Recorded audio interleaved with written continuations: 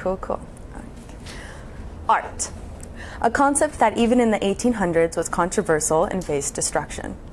Still today, artists in all forms are shamed for their career choices, and programs are being eliminated, and creativity is on a steady decline into total annihilation. I joined ISM because I think it's important for people to understand the art that goes into business and the business that goes into art. Up until now, I could not define why I was in the independent study program. I thought it was a fluke, and I spent my time as if it was. I've come to the realization that I'm passionate about theater because about keeping it alive. Art is what keeps people sane and moving. It is what derives creativity and what derives individualism. A very wise and acclaimed performer, one that I model myself after, once said, "Always be a first-rate version of yourself instead of a second-rate version of someone else." My name is Lauren Davidson. I am a performer and overall theatrical artist. I chose this quote to motivate my year because I've always been fixated on myself. I am a 5'5" girl with a curvy body and brown eyes. I have the ability to dance, I act well, and I can belt as high as you ask me to. I'm a hard worker, I listen, and I take direction well. I am every other woman in musical theater with an ounce of talent. This quote speaks so much truth and was spoken by a woman that changed the performing arts and modern musical theater today. It's just saying that there will always be someone that looks exactly like you, has the same talents as you, and can do the job as good as you. But you've got to be an individual. You've got to be creative and make yourself unique. I am often asked what I want to do with my life. The easy answer is to perform. I would love to perform for the rest of my life, but I also want to do so much more than that. As I said before, the arts are important. They are important to me in a very personal way and important to the world in a very incredibly vital way. My time in ISM is being used to learn as much as I can about the industry as a whole. In a business outlet, the directing ways, stage management, and performance. There are so many outlets in this industry, so why limit myself to just one outlet when all of it works together? In the beginning of the year, I was doing research on the effects the arts have on local communities and the psychological impact theater arts has. I've done assessments over types of directing and different influential directors in the business. I'm currently 18 years old, and not a single thing I have learned I have picked up in a classroom or from any type of article I've read. I've picked up my skills and bits of wisdom from the people that I've made in contact with in the shows I've worked on, and different books and methods that I've gained philosophy. In my research and activities, I've compiled my own methods and my ideas. This is something I'm thankful for, that theater has the ability to piece together creativity and artwork. Nothing in this industry is done with a set list of rules and steps. It's a process deduced by one's ability to challenge their own limitations. So some of the research that I have done or like the most important to me that's really kind of shaped a lot is the effect on the community. Theater really just brings people together. It reflects the values of a community. It reveals a lot of truths about ourselves and the people that we come in contact with, very real life truths. It encourages expression. It creates dialogue and helps people understand other people's views.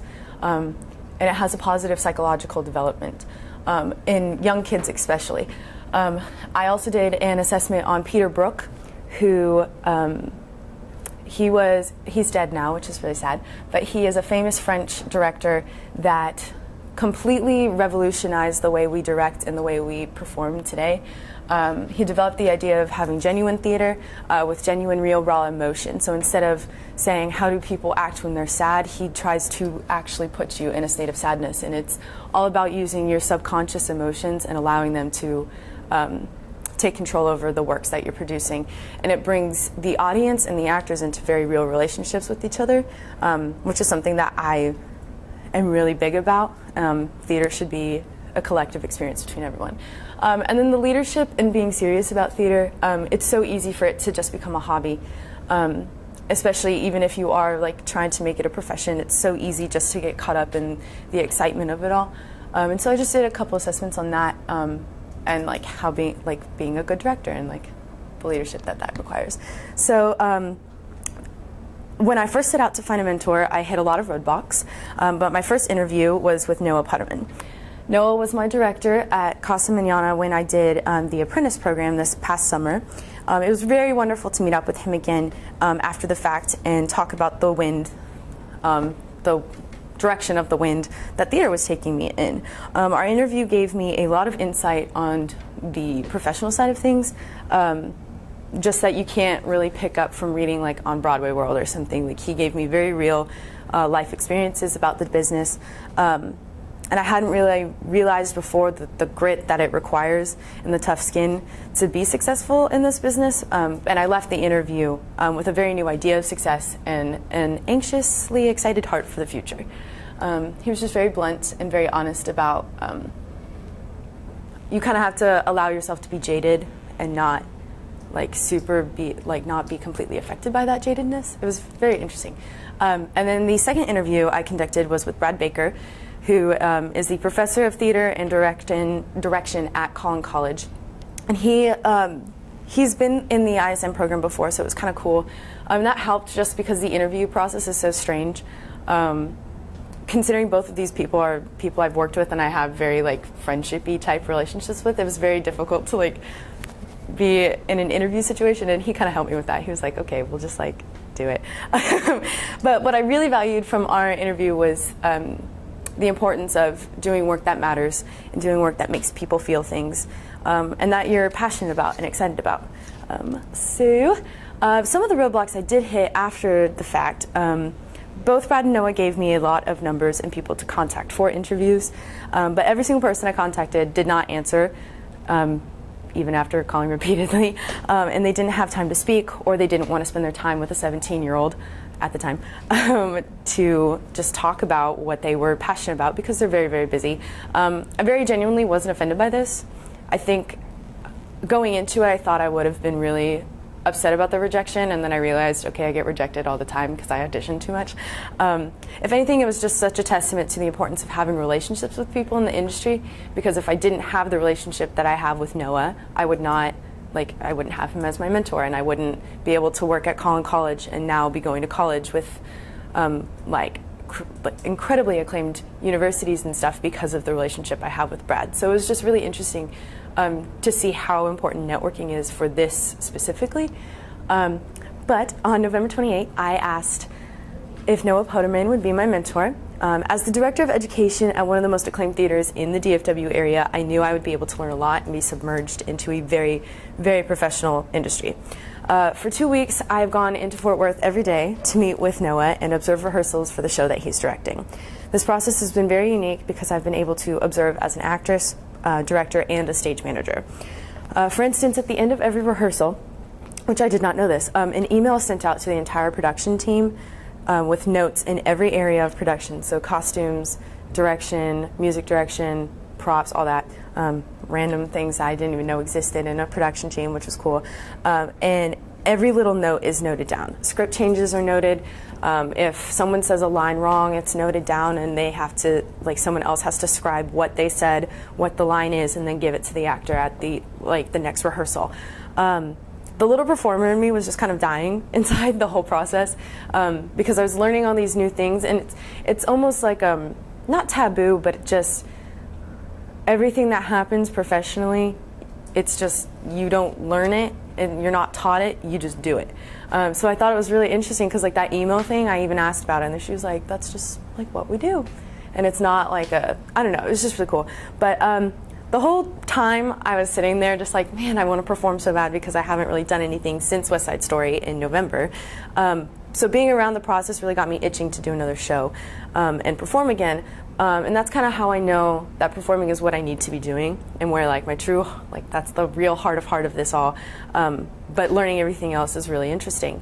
Getting to observe Actors Equity Associate union actors have been really, really amazing. I've only ever done shows with people my age, or the one show I did with adults, they were all working business people. One guy is an entrepreneur, and so it's just kind of a hobby for them. So I've never been around people that are very serious about making theater something they want to do. But not only was I watching union actors, I was watching young union actors.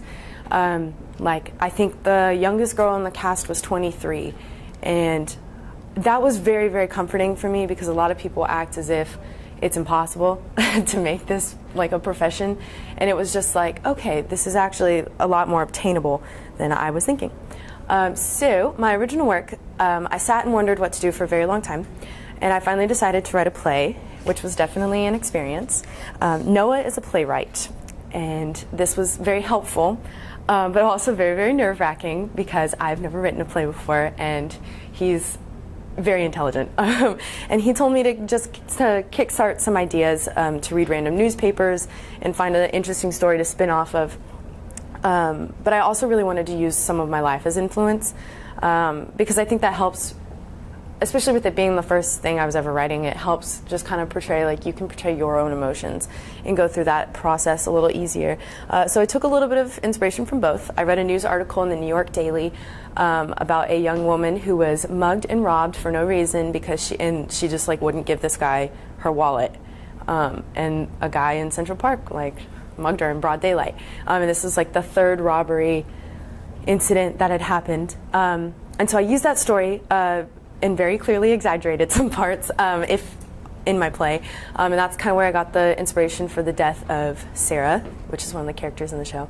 And a few years back, my grandfather was diagnosed with Alzheimer's, which is a disease that attacks your brain, and it wipes kind of your memories away and just begins to shut down your whole body, because then your body forgets how to function, and it's really, really sad. So this has had quite an impact on my life.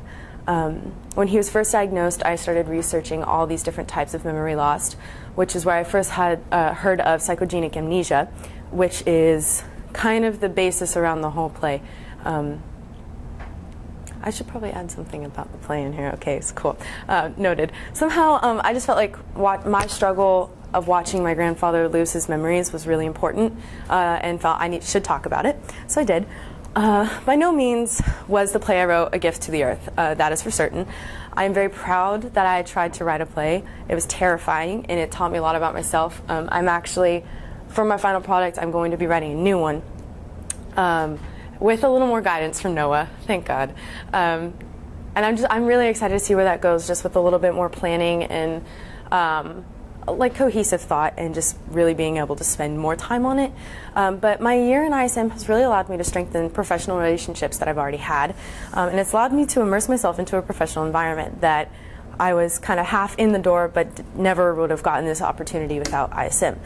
I've been able to seek out opportunities and challenge myself as a performer and try many new different and terrifying things that I have only shaped me as an artist. Every day I set out to learn something new, and every day I set out to be a woman of many talents and ideas. As my book gets full, I'm able to see the physical manifestation of the skills that I've gained and attempted to learn and master. ISM is only the beginning of a lifetime of innovating and evolving, and I cannot wait to see where I allow myself to go.